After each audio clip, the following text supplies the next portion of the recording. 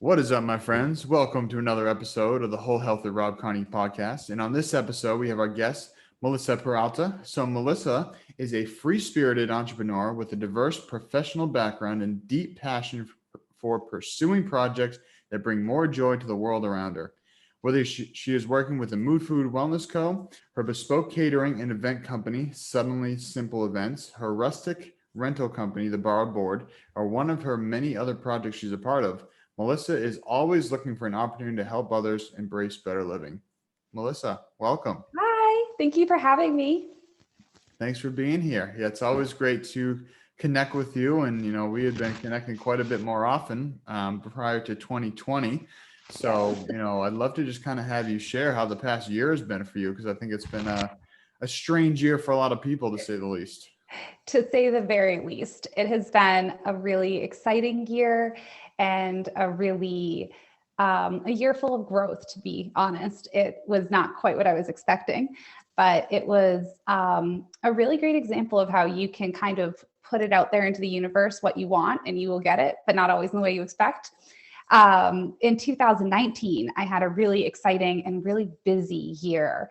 I had the busiest year to date with Suddenly Simple Events. We were doing like 200-person weddings and some really huge events that we had not been doing previously, which was great, but it was a lot of work. And then I had also launched Mood Food that summer as well.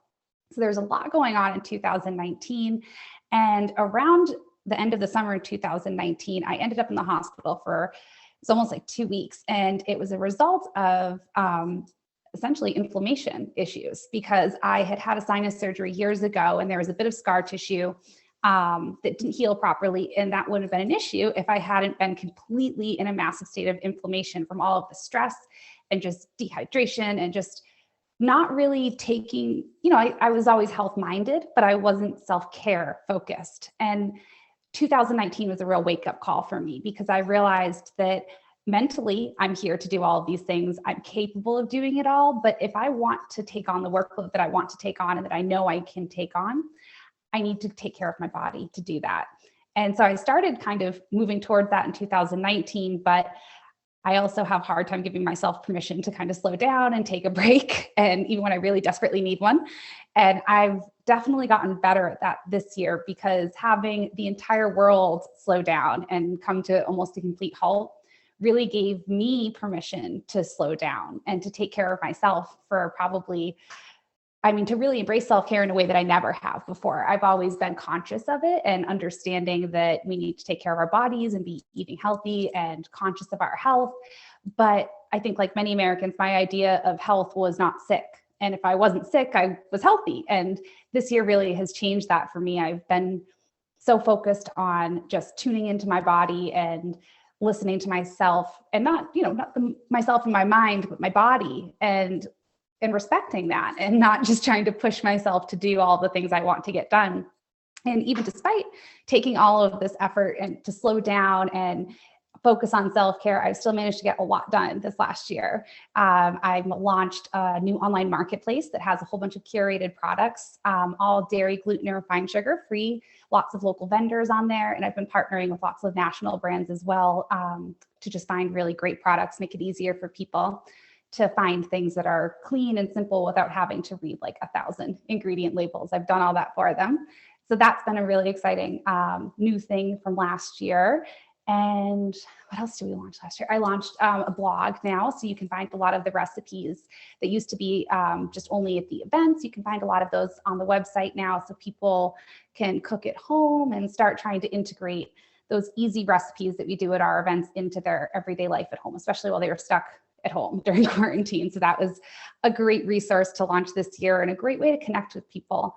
It's been so awesome getting to get messages from people saying, I made your short ribs and it was so good and it was so easy, and I made that salad and it was amazing. And so that's been a really positive thing from the last year. And aside from those two big launches, it's been just a series of pivots and repivots and figuring out what works and what doesn't work, and just going along for the ride. I love it. Well, it's funny something you said there about, listening to your body over listening to your mind. And I think it's very easy for us to let the mind run the show. And like you experience, sometimes it takes us getting to that pain point in a sense, letting the pain teacher be like, hey, wake up, you're not taking care of me. So I think that that's always an interesting piece, that so many of us get to a point of burnout or a point of illness or a point of injury before we start saying, oh, maybe those symptoms my body was showing me are actually trying to tell me something. Maybe they're actually trying to be a little messenger here for me to not let me get to this point. But that's also part of, the human condition. Sometimes we got to push that boundary. And it sounds like now you've really found that balance. And so, you dove into self-care. I kind of just like to have you dive a little bit more into like, what does that look like for you right now? Because obviously you're someone that works a lot. You're doing a lot of things. You have a lot of different ventures. So what are you doing to keep yourself grounded and really stay healthy throughout it all? The biggest thing is kind of shifting my mindset from what is treating myself. Because I realized, especially in the very early days of the pandemic, that my idea of treating myself was actually really mean to my body. Treat yourself. I'm like, especially when quarantine first kicked in, I was like, well, I'm just gonna eat bagels for breakfast and brownies for lunch and chips and dip all afternoon. And who cares? It's not real life anyway. But it felt very real in my body. And that made me kind of think about it. Like, why, when I knew that I was like emotionally dealing with something hard and that I needed some support and some self-care, why did I immediately turn to things that made me feel worse? And it made me really think about like, why do I even want those things? And it's because I tell myself that it's a treat to have brownies, or it's a treat to have a bagel, which I can't eat gluten or dairy. So that's just, I can't eat that, but I love bagels. So it seems like a treat to to let myself have that. But what I realized is it's not and even like going out to eat, I used to think, that's a great treat to myself. I don't have to cook. Somebody else is going to do the dishes. I can just hang out. And I realized like that food doesn't make me feel great. The biggest treat that I can give myself is time, time for myself, time to be in the kitchen, which brings me so much joy to cook myself food and to be just in the kitchen, not worried about what time it is or what time I have to get something done or serve something at a particular time. So really taking time away from work to prioritize those things has been the hugest thing for me, because I used to feel very much, I think a lot of people can probably relate to this feeling of like kind of making yourself a workhorse. Like I was like, you have to get the tasks done and then you can have lunch. And it was like, why am I doing that to myself? I'm having brain fog because my body needs fuel. And instead I'm telling myself, no, you need to finish the task at hand before you can get up and do something else. And I realized that, I thought that was making me productive. I thought that was giving me structure to my day and helping me stay on task. But I realized when I start to feel that brain fog feeling, if I just get up and I go eat something that isn't a cookie or a muffin, and I make myself, I've been hooked on this kale salad I'm making lately. It's something I can just make in advance and throw in the fridge. And it kind of just gets better as the kale gets softer and the dressing sinks in. So then it's just there in the fridge.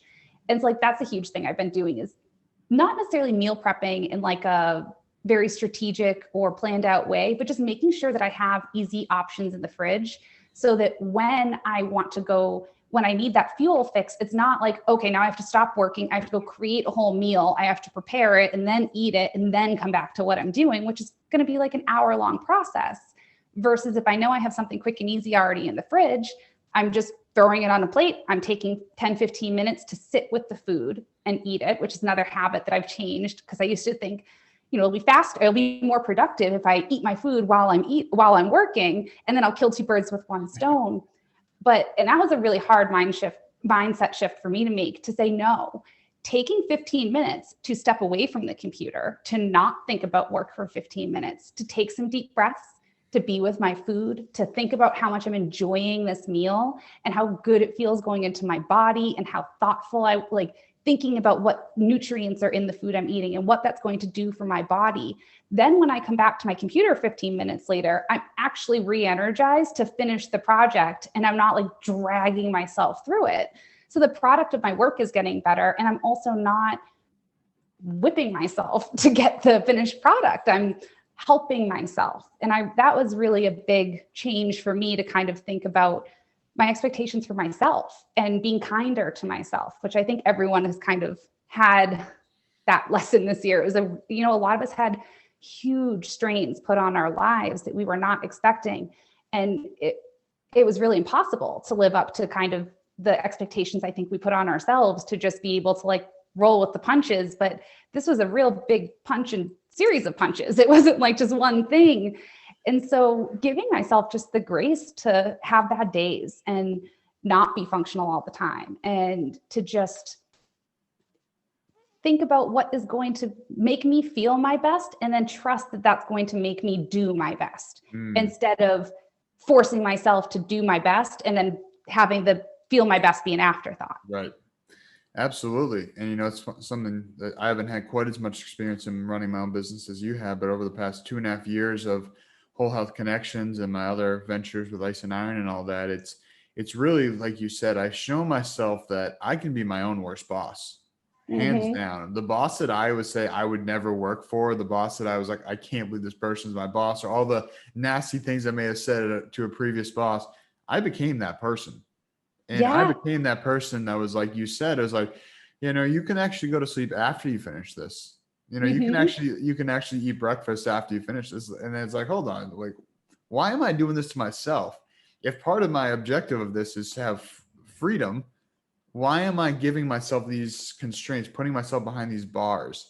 And I think that's been a big thing you mentioned, about getting some of the tasks done. It's really over the past, year or so, has really made me step back and be like, wait a second, is this even important? Is this task I'm doing, does this even matter? Like, is this something that really is changing me? Or is this just like, I'm tricking myself to think I'm being productive, by going on Instagram, like commenting on something because, that may bring a lead to my page. Like all these little delusions I had telling myself at the beginning of starting my business. And now it's like, just focus on the bigger rocks. And then as like the little pieces come in, they'll come in. But like you said, at the end of the day, if we get up for 15 minutes, 20 minutes, go for a walk, go outside, eat some good food, the next X amount of hours are probably going to be a whole heck of a lot more enjoyable. First of all, probably be a lot better quality. You'll probably actually enjoy doing it instead of treating it like work. You'll actually kind of find that pleasure in the work. And that's really the space I've found myself entering into recently, is like, I'm doing more and more of the things that I love and less of the things that I don't love. And part of that for me has been delegating, whether that's, hiring, virtual assistants, or I just hired my first intern about a month ago, which is exciting. So letting go of the tasks that I don't enjoy to leave more space, and like you said, giving myself more time instead of doing all these little things that I've done thousands of times, delegate to someone else. And now if I actually go outside for a walk or go for a workout or go sit in the sun for 20 minutes, that's actually probably better than doing those things. Totally. So I think that that's a big thing, like you said, with the self-care that I see has changed in a lot of people's view in the past year, that we're not taking care of ourselves and we do need to give ourselves more time. And I think also it's shown, a lot of people that started working from home, it's like, wait a second, I don't need to work my whole life away and be away from home the whole time. I actually have flexibility and options. So I think it's been just a very transformative year for a lot of people. I agree. And I love what you said about, like you became your own worst boss. And for me, it sounds like kind of silly, but that was what really changed things for me. Was I had to stop thinking about my body as myself, because I'm not very kind to myself, I found out. And I started to think about, I'd kind of listen to my inner dialogue and hear these thoughts that I was having, like, no, you can eat breakfast after you do this. Like, but I'm hungry and I need food now. And I would never, if my friend were sitting next to me and we were working on a project and they said, hey, I'm really hungry, like, let's go eat lunch, I wouldn't say, no, you can't go eat lunch because we need to finish this right now. I would say, oh, of course, go eat lunch. And maybe I'll keep working, but you take care of you. And I realized that I need to think about my body as someone else. And when I do, I take much better care of myself, because I would never treat somebody else the way that I was treating myself. And now it's become more of a habit. I don't necessarily have to have that separation anymore because I've embraced taking care of myself. But in the beginning, it really took me thinking of myself as someone else, because I have no problem taking care of my daughter and other people that I love, but I was not doing that for myself. And then it was preventing me from being able to show up in my personal relationships too.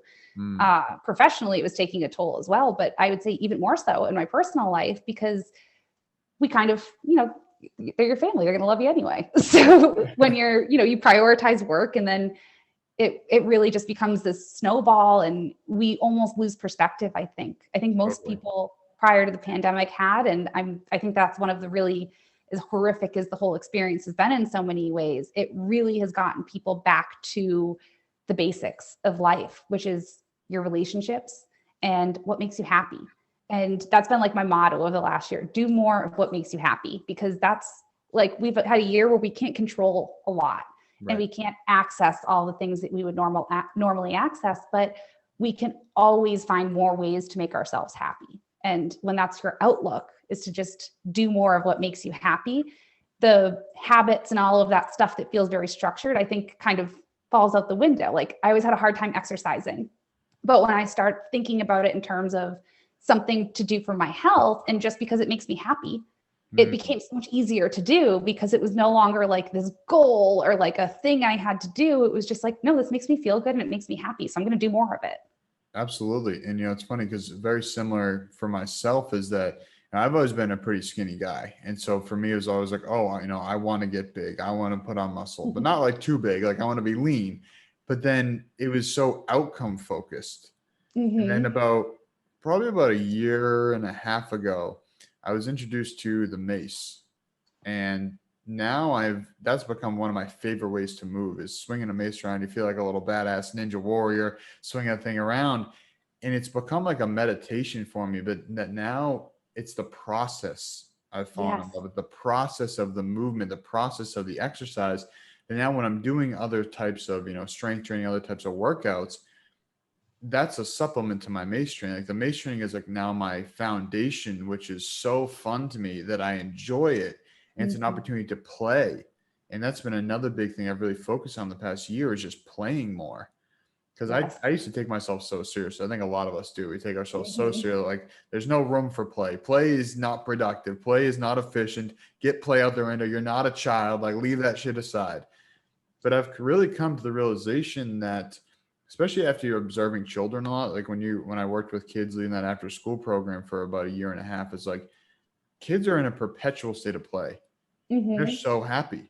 Yep. So I was observing them, and then with Ice and Iron, we basically have our adult playground, which is, tires, maces, clubs, everything you can think of, hula hoops, just like play, adult playground. And we all need more of that. So that's been something I've really been trying to incorporate too, is where can I incorporate more play and just fun into my life? And like you said about, shaming ourselves earlier, is like, I used to shame myself because, like, if I wanted to play like a little game on my phone or something, I was like, oh, no, that's not productive. You don't have time for that. That's not what adults do, these type of things. Or in the self-care side, oh, I'm tired, I need to take a nap. Oh, nope, you don't have time for that.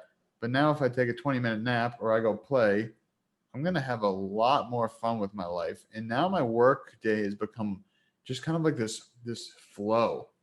Like, it's like, work for an hour or two, take a break for half an hour, work for an hour or two. And I'm basically working from the moment I wake up to the moment I go to bed, but I have plenty of breaks in between there. And I just let my body say, hey, it's time to get up and move, go for a walk, go swing the mace, go do whatever. And rather than just clocking in 8 hours, because that's the normal amount of time that we should be working, all these shoulds and normals and all these things, and just saying, hey, I'm going to accomplish what I need to. I'm going to listen to my body, and I'm going to enjoy the process. Because when we're in that flow, and we're in that present moment, enjoying the process, everything in our life is going to be a whole heck of a lot better. Yeah. I was listening to this podcast recently. It was, I think it might've been a Hidden Brain episode, but they were talking about this thing.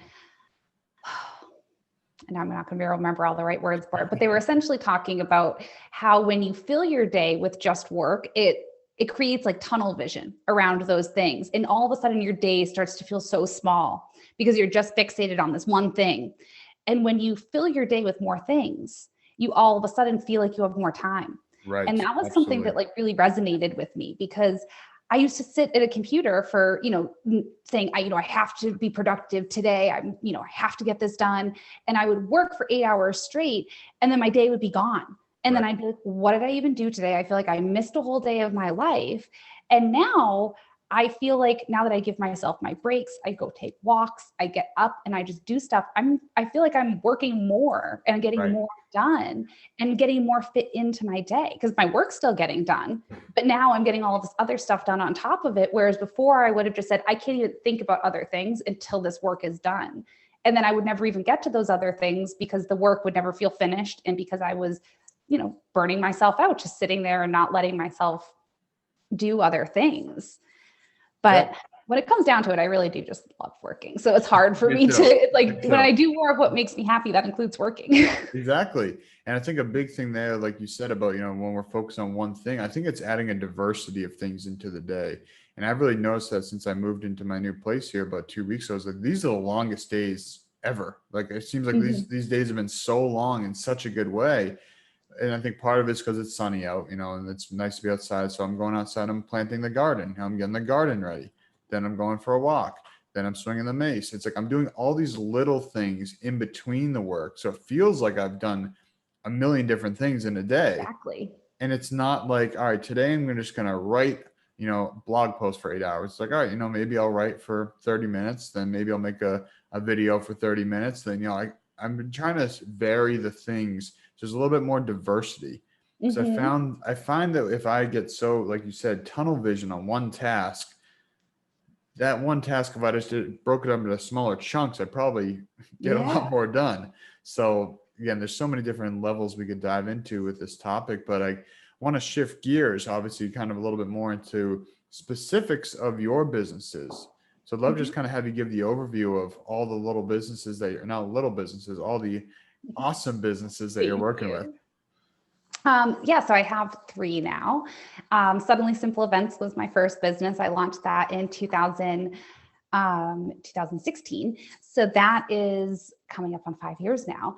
And that's kind of crazy to believe, because it feels like just yesterday I was wondering if I could even be a private chef, or if anyone would hire me, or if that was even a thing I could do.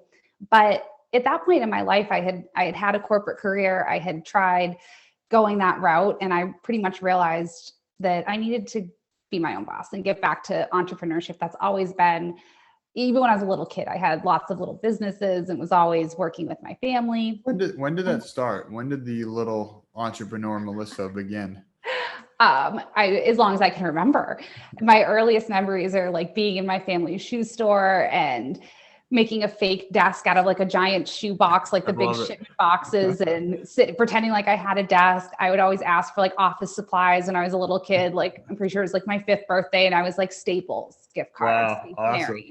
I was always I just loved that idea of being I think when I was 5, it was really more about the cute paper and the pens and stuff, which I still am really into.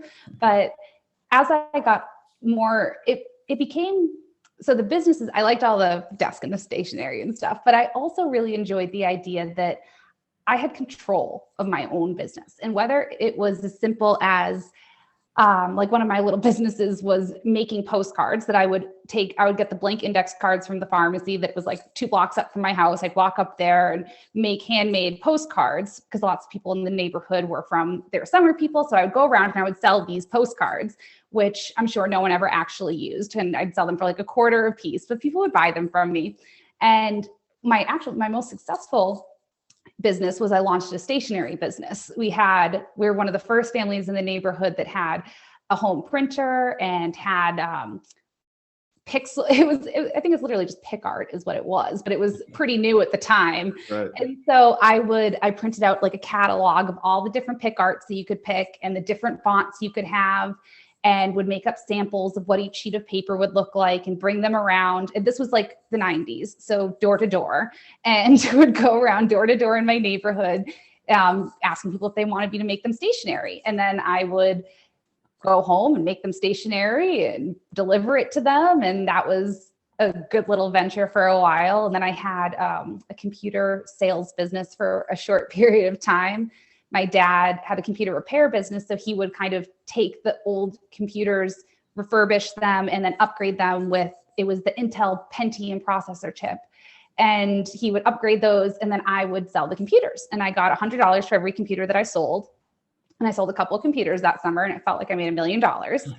And it was really empowering to me even outside of just business, but I love doing community service and fundraisers. And the idea that if I could present an idea well, that adults would support me in it was really empowering and exciting to think, like, these are adults and they're not only going to believe in my idea, but they're going to give me money because they believe in my idea so much. And that still remains the same. Like, it doesn't matter to, I mean, I'm an adult now, so I have to make a living, but I still just love that feeling of being able to raise money for a charity just as much as I love making money for myself. It feels so empowering to be able to bring light to a charity, to share the ideas with someone new, and to bring that awareness and feel like you help somebody find something that they care about. Or in business, when I close a deal, like, that always feels great too. And I think that bug bit me very early in life, and I have not been able to stop doing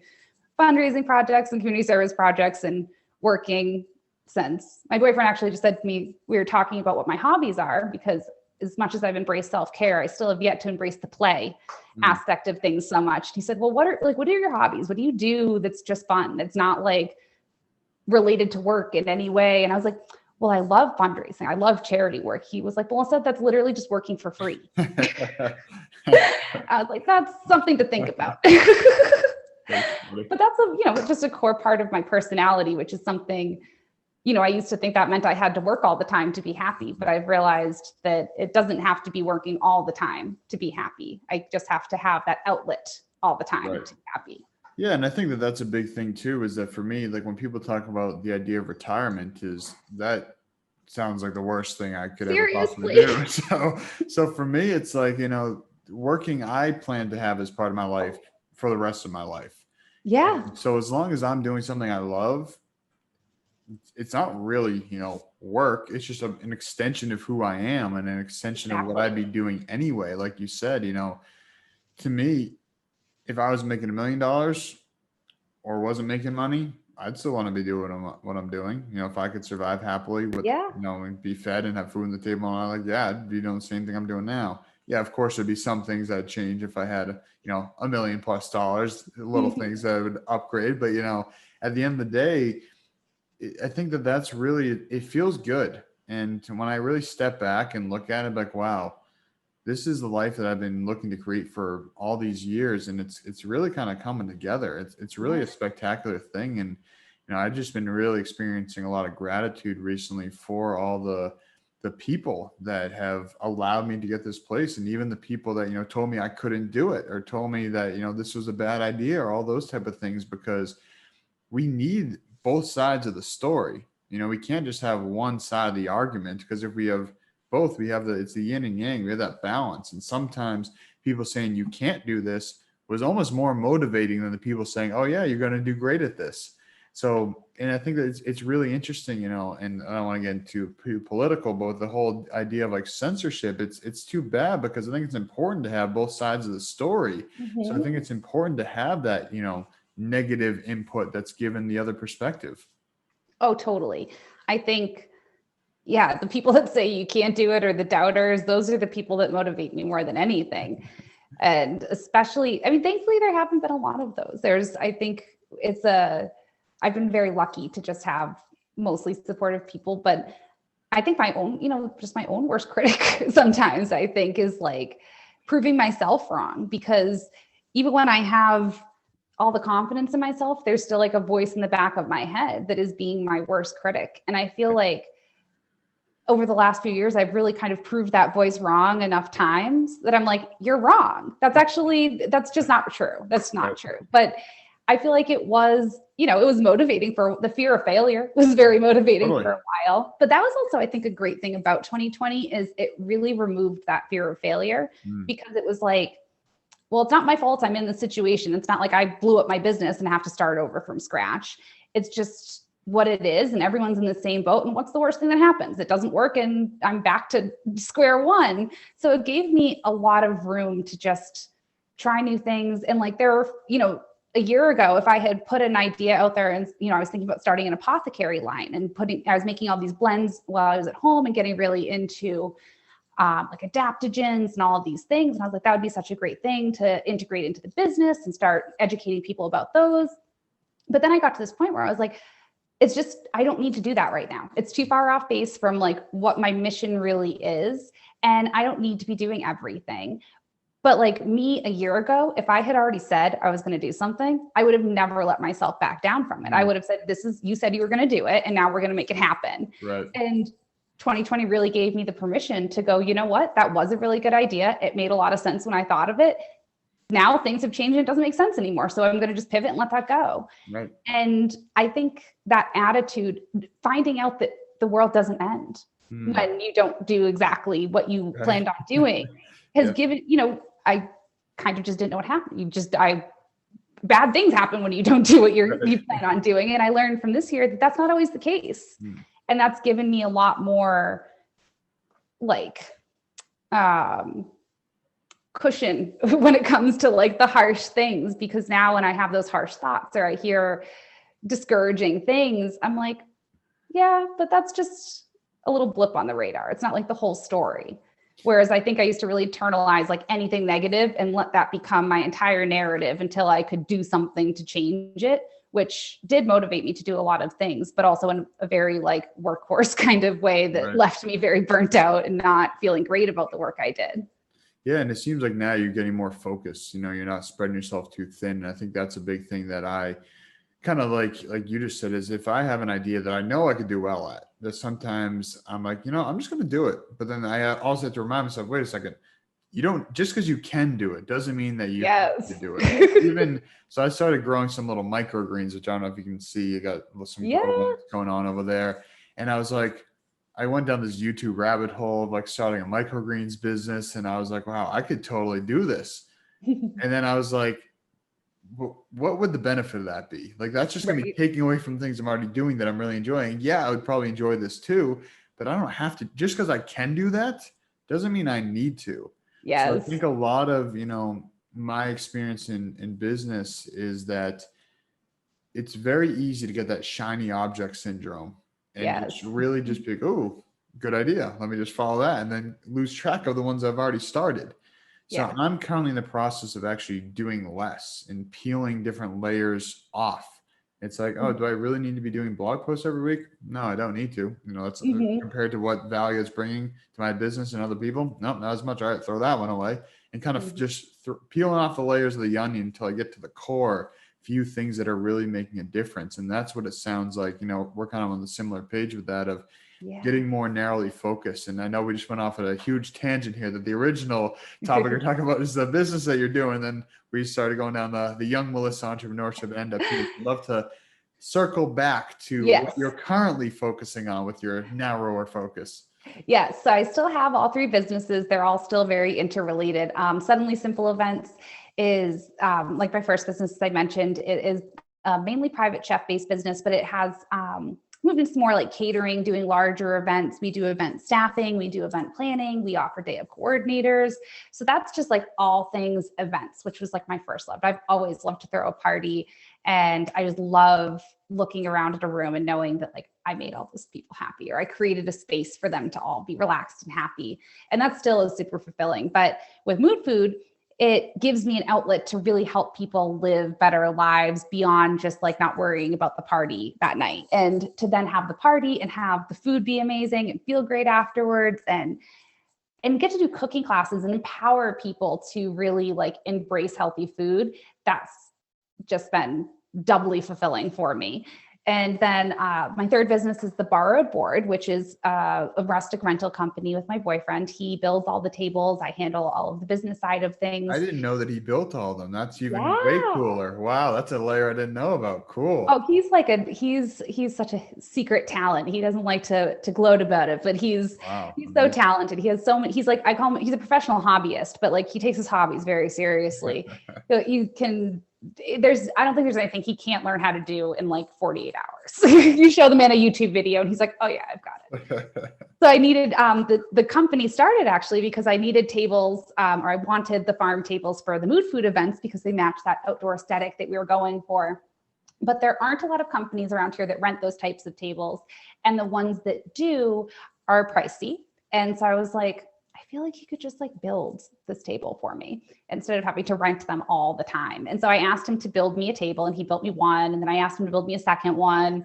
And now we have a bunch and we rent them out. And it's been really nice to be able to work together on that and have him have an outlet to build stuff, because he loves woodworking, but it's not his full-time career. So it gives him a creative outlet, and it's fun to work together. But that's, the barred board has been slow over the last year. Suddenly Simple also has been kind of slow over the last year, with events being the way they are. I've been doing a lot more like in-home dinner parties, which has been really fun, getting to work with people in a more intimate setting where it's, them and like, 6 other guests instead of 60 to 200 or hundreds of other guests.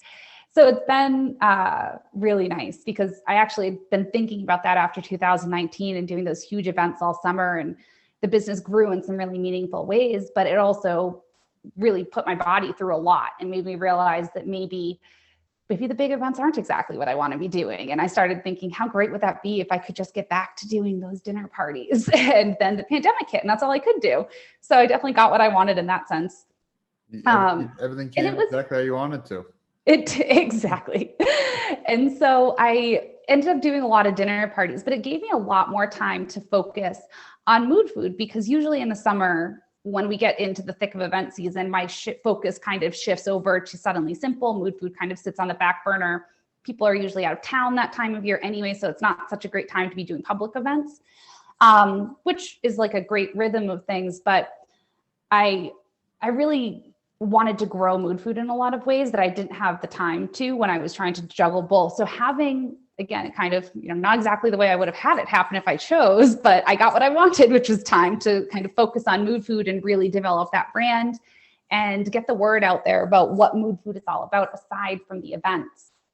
So this year has been really great for that, getting back to just like branding and having the time to do those things without having to feel like because running a business and growing a business at the same time is really hard. And so it was kind of a nice little break to be able to, I would have rather run my business and had it be busy, but it worked out. So I try, and I say I rather, but maybe I shouldn't think that way, because it all really worked out.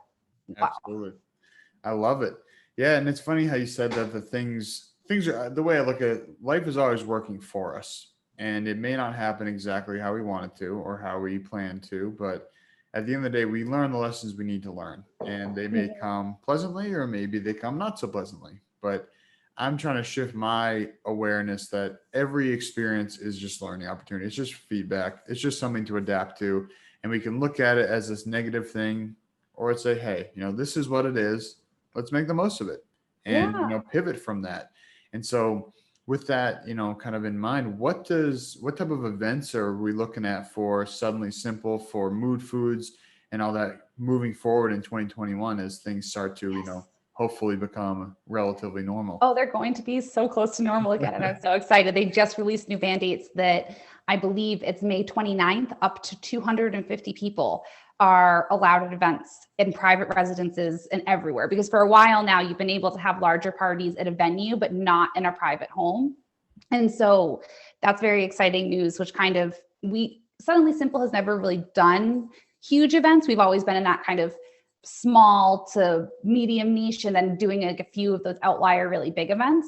So I'm excited to have kind of a mix of things this year. I already have a lot of small dinner parties booked, so I know I've got a bunch of those on the calendar, but now with the regulations loosening up, I think Suddenly Simple will be busier. Suddenly Simple is always private booking, so there's no public aspect. It's always done as a private chef for a private event.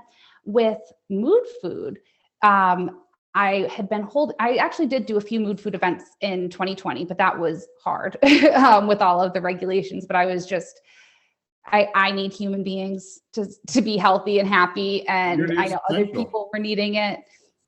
Community is absolutely essential. And I think that's one thing I really learned over this past year as well with Ice and Iron, is that we need community. There's no if, and, or buts about it. We need human connection. We all do. And even myself, I'm naturally an introvert. there were times where I was like, man, like usually I'm trying to get away from the people that have time by myself. And I was like, damn, where are the people at? Because I need to be around some people right now. And I think that's something that I really appreciate about Mood Foods is the community aspect is very strong. So I just wanted to throw that in there. Thank you. And that's been, I feel like it's, again, like not you get what you want, but not the way you expected. I feel like the pandemic helped Mood Food grow that community with people stuck at home and focused on health and really looking for resources and resources that weren't overwhelming, because that's a huge part of Mood Food. Is I found when I started to get into health and wellness that, you look at the Gwyneth Paltrows and the people like that are kind of the idols in the health community. And I'm like, I'm not Gwyneth Paltrow, and I don't think I'm ever going to be. And then it kind of makes you feel like, well, am I even cut out for this like lifestyle if I'm never going to be doing like goop cleanses and all of whatever she's up to, which nothing against that. That's goals. Like that's a serious commitment to your health. And I hope one day I have the time and all of the resources to commit to my health that much too. But I think it can be really discouraging for people that are like working on not eating Oreos at 10 a.m. to then think about like, that's who I'm supposed to aspire to be. Like, that's never going to happen. So with Mood Food, I've always really tried to be you're your own inspiration. It's not about aspiring to be someone or achieve some goal or anything other than feeling better. And I think that people really were ready to hear that message this year because people wanted to feel better and didn't really have the ability to do anything major. They just wanted to do things from their home that they could improve their health and their well-being. And I think Mood Food really spoke to that. And having our small events was also a really great way to just kind of, for the people that were comfortable, and they were obviously very limited capacity. So I think our biggest event was like 10 people. So it was very small scale, but that also really helped to connect really intimately with everyone that came to the events, instead of it being a 30, 50 person event where I can kind of touch base with a bunch of people, but I don't really get to connect with every single person.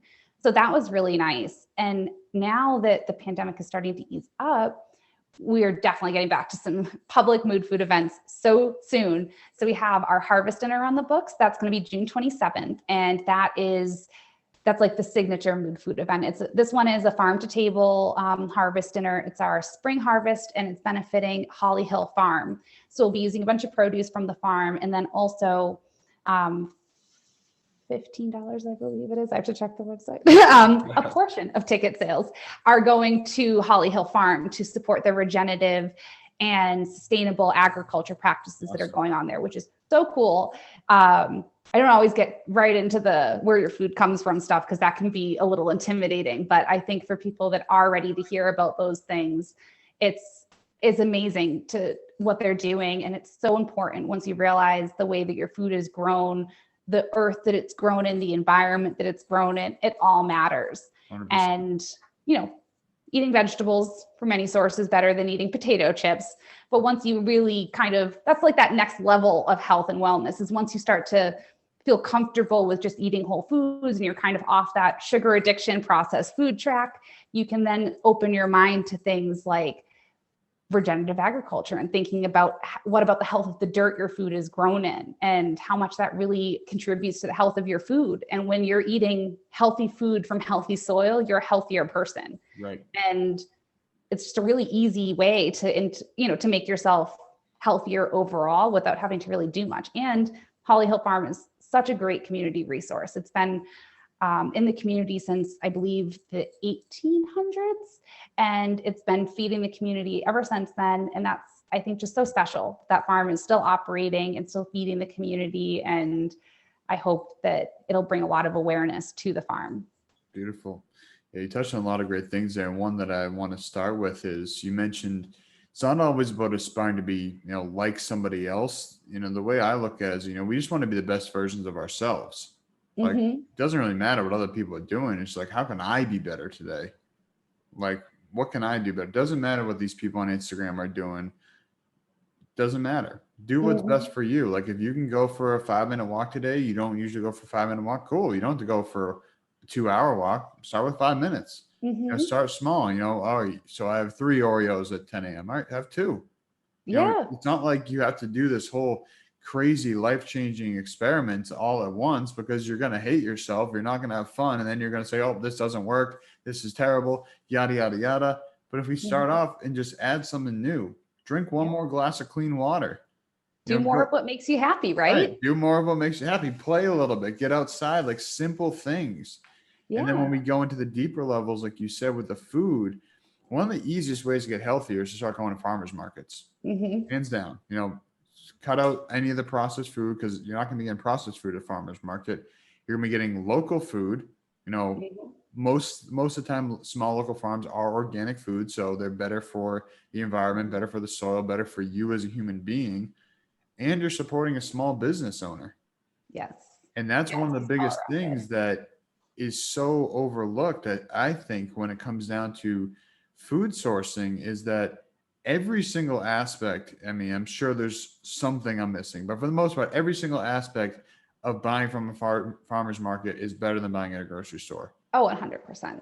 And I think the only thing with farmer's market is that there's a lot of sugar at the farmer's market, and sugar is, I think we are all addicted to sugar. So everyone wants to keep pretending that sugar is okay and that sugar is a totally okay thing in your diet. But like, one of the things I like to point out is, like, we all know that if you take like ashwagandha and you put a tablespoon into your smoothie every day, that it's going to affect your health in a positive way. Right. If you take a tablespoon of sugar and you put it into your coffee every morning, that is going to have a negative effect on your health, even if it's just one tablespoon. And it might not be a negative effect to the point that you're like sick because of it, but it's going to increase the inflammation in your body. And so that's the one thing I would say about farmers markets, is that just because it's a croissant from the farmers market, it's probably not actually any better for you than another croissant, aside from the fact that you are supporting a local business who probably made it with love and all of that good stuff in there. But in terms of, is it actually going to be better for you because it's from a farmer's market?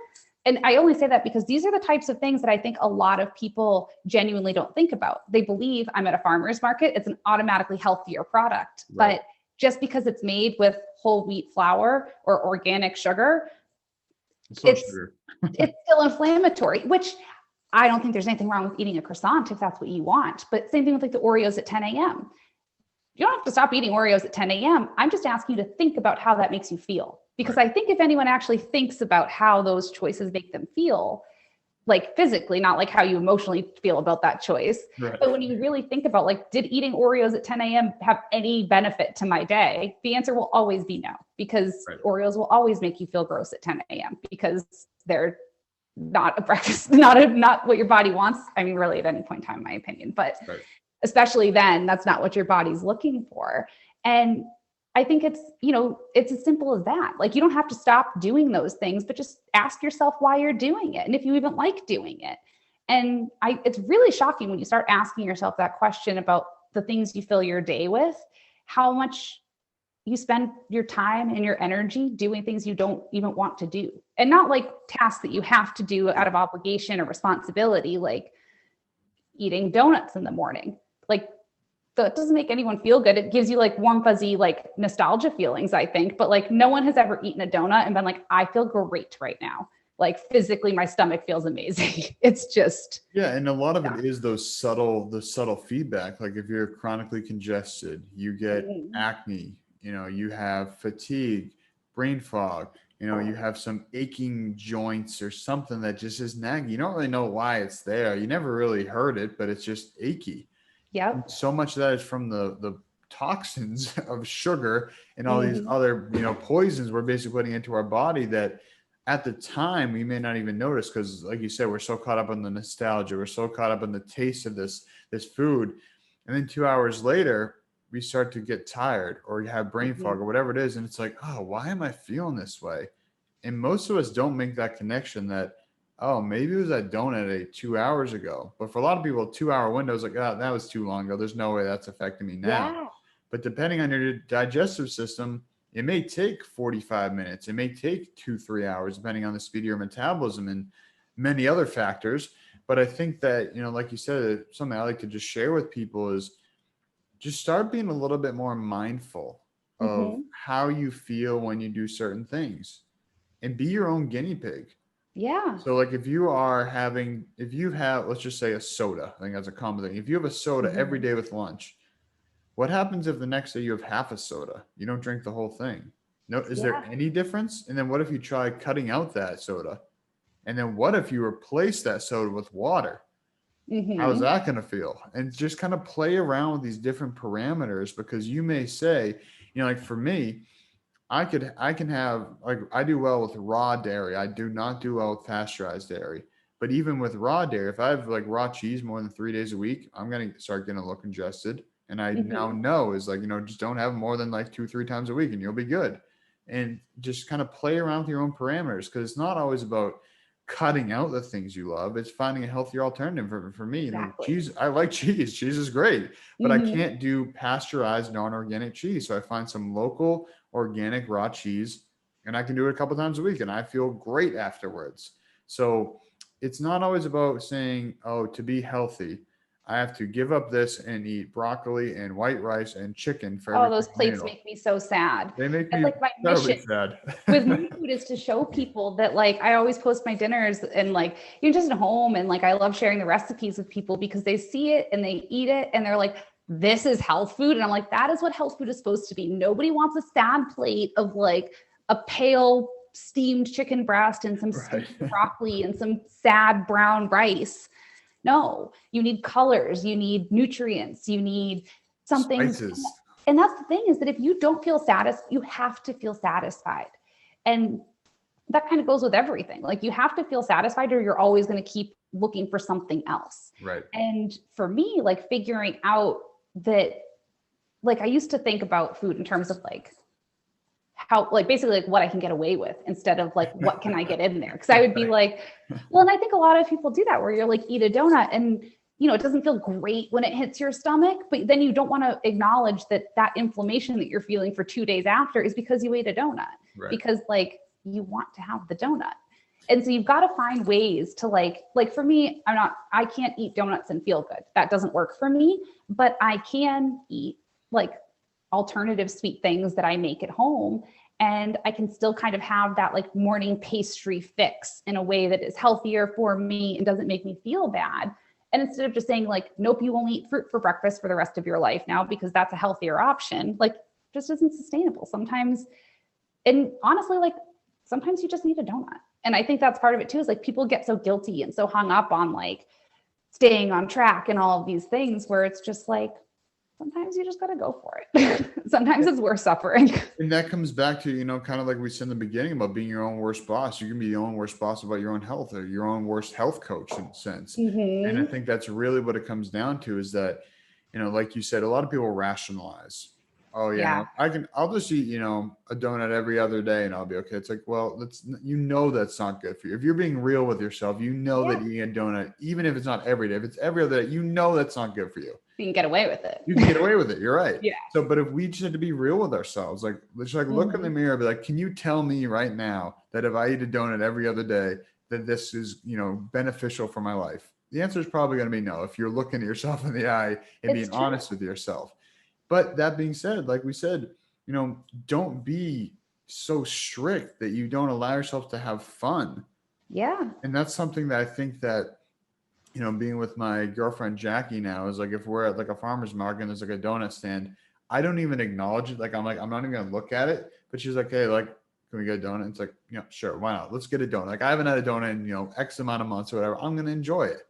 And like Yeah. you said, I'm gonna That's the support key, that local business. And is that's enjoying where, right. I will never get a donut from like Dunkin' Donuts or one of these other big it. Yeah. chains. But if I'm at a farmer's market and I see people smiling while they're making these donuts, like you said, they're making it with love. And to me, you can get all woo woo if you want to. I'm going to get woo woo and say, I think cooking with love makes a difference. It So does. it's an ingredient. That's why they You're say in filling all the up the movies, all soul. the books, you got to cook it with love. It's an extra ingredient. Mm-hmm. So to me, if I see that, I'll say, yes, I will support that. And I will Totally. enjoy every single freaking bite of that donut. Well, that's the thing too, is I think I used to think, when I had that mindset of like what I can get away with, if I was going to get a donut, you best believe I was going to get a donut that had everything on it. And I was going to eat every single bite of it, even if I was like totally over it after the third bite, because like I was cheating and I was going to take advantage of it. Right. But when you remove that feeling of cheating, and it's just like, do you want this donut right now? And if the answer is yes, eat that donut and enjoy every single bite of it. but also be conscious of how it makes you feel so that you're not, like you said, when you look yourself in the mirror and say like, can I eat donut 3 times a week and feel good? The answer is no, but then you're going to do it anyway. And you create this dissonance where your brain now kind of on some level thinks it is okay. Right. But if you're honest with yourself that no, it's not okay. But what is okay is every once in a while, when you truly just want to have a donut, have the donut. And then don't feel guilty about it or pretend like it didn't happen. Because I know that was the thing I used to do is I would eat cookies like in the kitchen out of the package. And I'd be like, maybe if I just eat them like really fast, it will be like it didn't happen. And it just like won't count because like it just like I ate them really fast, which is so ridiculous. Because now it's like, now I didn't get to enjoy the cookie and I'm still going to suffer for eating the cookie. Yep. And I'm going to still want another cookie because I didn't even get to have the experience of like eating the cookie.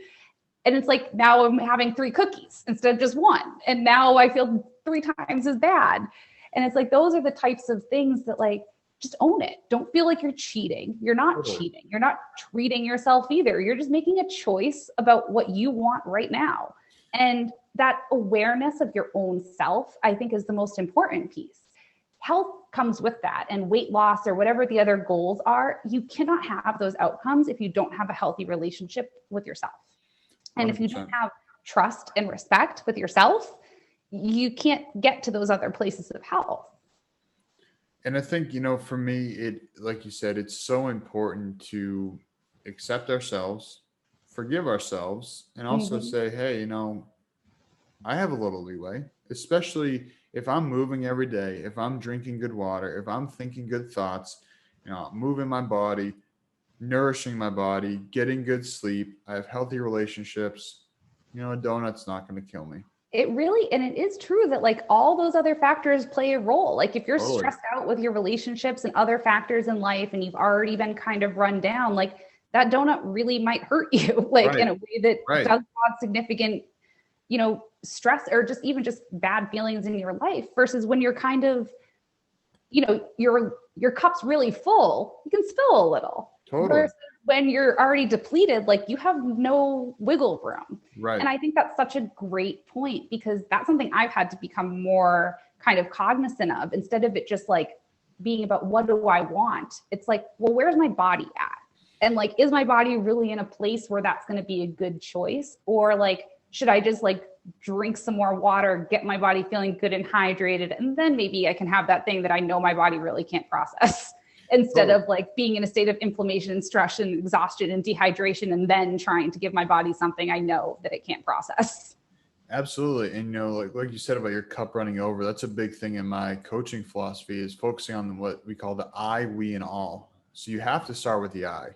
If you're not taking care of yourself, you cannot help other people. You can think you are, but if you're not living by example, if you're showing up stressed, trying to help other people, that energy is going to be pushed on to these other people. They're going to sense that, whether it's conscious or subconscious. So I think there's a lot of people that have this belief that if they're taking care of themselves, they're being selfish. Taking care of yourself is the most selfless thing you can do, because when you are able to show up fully, now you're showing up for the other people more fully. So that's where the I, we, all start with the I, then go to the we. The we may be you and your partner, you and your family, your kids, like small knit group.